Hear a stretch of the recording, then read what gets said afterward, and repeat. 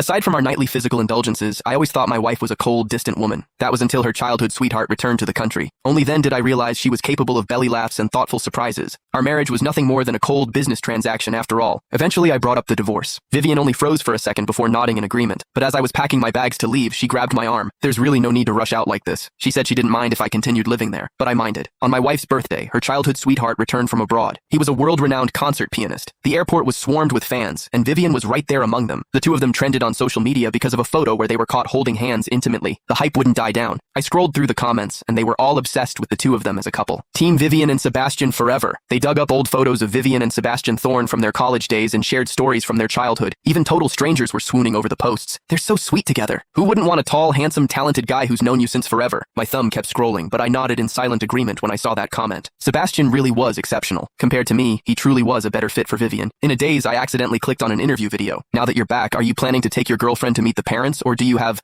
other plans? The reporter's tone turned suggestive toward the end. In the frame, Sebastian had his arm around Vivian's waist, flashing a perfectly poised smile. Today is her birthday. His answer was vague, but it sent the fans at the scene into a frenzy of screams. He really loves her, coming back just for her birthday. Oh my god, is this an official announcement? They're definitely going on a date. I couldn't watch anymore. I looked up at the candlelit dinner I had painstakingly prepared. It seemed she wouldn't be coming home tonight. I exited the app, sat down at the table, and started eating by myself. But halfway through the meal, Vivian called. She said she was coming home for dinner. I glanced at the dishes on the table, most of which I'd already picked at, and pursed my lips. If I'd known, I would have waited a little longer. After a moment of silence, she asked, "Is there a problem?" Her voice on the other end was polite, so polite it felt completely detached. We had been married for 7 years, but we were always so formal with each other. Even when we were intimate, we would thank each other afterward. Vivian called my name twice more before I finally told her it was fine. Good. Sorry for the trouble. It's nothing. After hanging up, I quickly finished the food on the table and cooked a fresh batch. The TV was playing an old music variety show. I recognized the voice and looked up. It was Sebastian. I froze. This show looked like it was from 6 years ago. The host asked Sebastian who had come to support him. His eyes softened and he smiled. "Someone very important to me." A moment later, a voice recording played. "Mr. Thorne is new to variety shows, so please take care of him.